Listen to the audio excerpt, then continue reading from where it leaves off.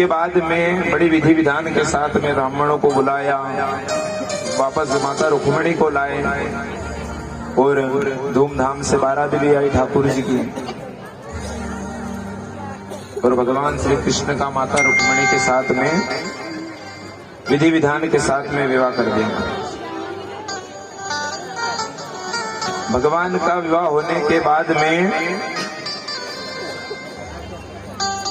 कालांतर में भगवान के घर एक पुत्र का जन्म हुआ। पुत्र का नाम प्रद्युम्न रखा गया महाराज। जब भगवान के यहाँ पुत्र का जन्म हुआ तो एक सम्रासुर राक्षस आया और उस पुत्र को उठा करके ले गया और जा करके समुद्र में फेंक दिया महाराज। समुद्र में उस बालक को, प्रद्युम्न जी महाराज को, भगवान के पुत्र को मछली ने अपने पेट में उतार लिया। मछुआरा गया,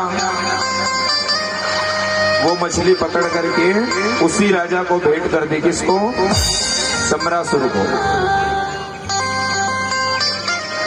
जो राक्षस वो भगवान के बालक का हरण करके लाया था, उसी को वो मछली भेंट कर दी, जिसके पेट के अंदर भगवान के पुत्र थे प्रद्युम्न जी महाराज। अब वो मछली भेंट कर दी, उसको भोजन घर में पहुंचाया गया।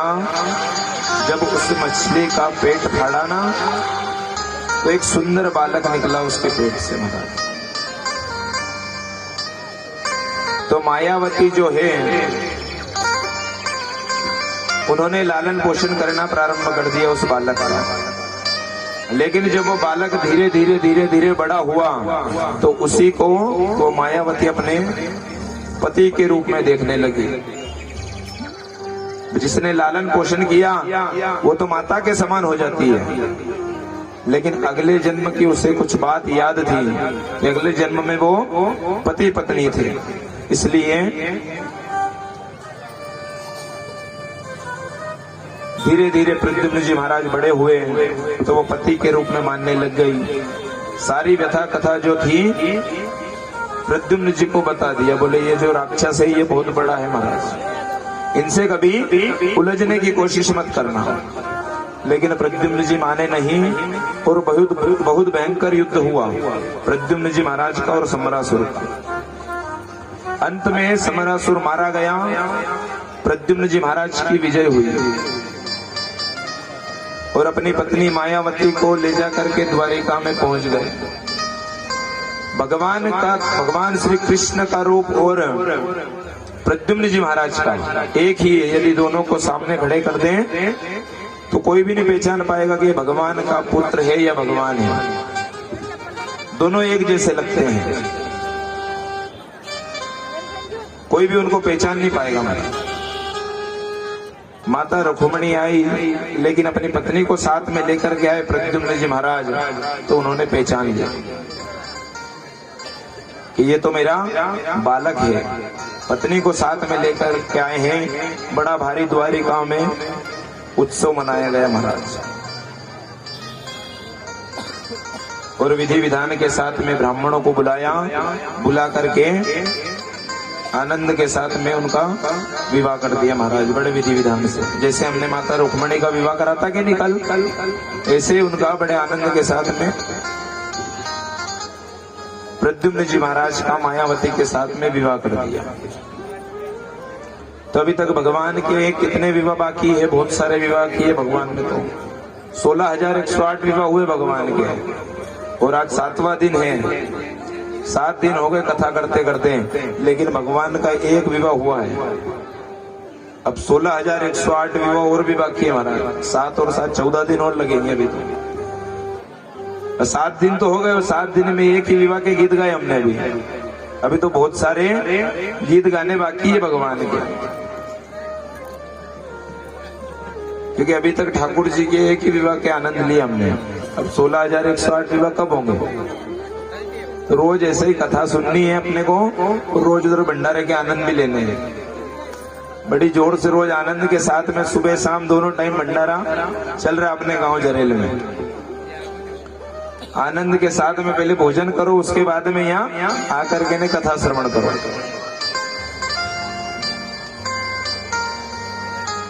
तो प्रथम विवाह किसके साथ में हुआ? माता रुक्मणी के साथ में, बड़े विधि विधान के साथ में हुआ। यदि ऐसे ही विधि विधान के साथ में 16,108 विवाह करेंगे तो 14 दिन में भी नहीं हो पाएंगे महाराज, 1 वर्ष बीत जाएगा। तो संक्षेप में ही श्रवण करें, क्योंकि यदि सब विवाह के गीत विधि विधान से गाने लगे तो 1 वर्ष क्या 100 वर्ष भी हो सकते हैं, क्योंकि हरि अनंत, हरि कथा अनंता महाराज, कोई अंत नहीं है कथा का। भगवान की कथा का कोई अंत नहीं है। ये तो हरि है, ये तो अनंत है, लेकिन इनकी जो कथा है ना वो भी अनंत है। तो इसलिए हम कथा संक्षेप में ही श्रवण करेंगे महाराज। प्रथम विवाह माता रुक्मणी के साथ में संपन्न हुआ और दूसरा विवाह सत्राजित की पुत्री सत्यभामा के साथ में बड़े विधि विधान के साथ में संपन्न हुआ महाराज। कितने विवाह कर दिए भगवान ने? 2 विवाह कर चुके हैं भगवान ने, है ना। अब तीसरा विवाह किसके साथ में हुआ? जामवंत की कन्या जामवती जी के साथ में संपन्न हुआ। और चौथा विवाह सूर्यपुत्री कालिंदिनी के साथ में हुआ महाराज। इस प्रकार मेरे गोविंद के अभी तक 4 विवाह के आनंद ले चुके हैं, है ना। एक ही विवाह विधि विधान से होता है। यदि हम भी कहीं विवाह करने जाते हैं या हमारा भी कभी विवाह होता है किसी का भी, तो विधि विधान से एक ही विवाह होता है। उसके बाद में तो संक्षेप में ही होता है नहीं। यदि कोई करे, किसी का कुछ बिगड़ जाए या कुछ, आजकल तो तलाक होने लग गए कि थोड़ी पति पत्नी में तू मैं हुई कि तुरंत कोर्ट में जाएंगे ना, कागज पे साइन करवा के ना, तू तेरे न मैं मेरे, हो जाता है कि नहीं। तो दूसरे गांव में जाते हैं ना, वहां से वापस लेके आ जाते हैं, रात में जाते हैं।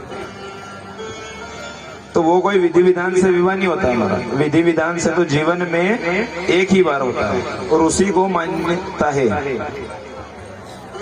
ये तो लेकिन भले आप 10 विवाह कर लो, उसकी कोई मान्यता नहीं है। 7 वचन लेकर के ने, 7 फेरे करके ने, जीवन में विवाह एक ही बार होता है। तो भगवान के विवाह हम कितने कर चुके हैं अभी तक? 4 विवाह कर चुके हैं। अब 5वां विवाह जो है मित्रवृंदा के साथ में संपन्न हुआ और 6ठा विवाह है वो सत्यभामा के साथ में संपन्न हुआ, है ना महाराज। अब 7वां विवाह जो है भद्रा के साथ में संपन्न हुआ और 8वां विवाह माता लक्ष्मणा के साथ में बड़े विधि विधान के साथ में संपन्न हुआ महाराज।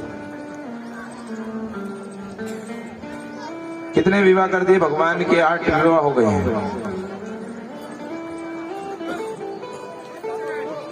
8 विवाह हो गए। ये भगवान की कौन है? 8 पटरानी। अब मेरे गोविंद ठाकुर जी महाराज के 8 विवाह हो गए। परीक्षित जी महाराज जो है,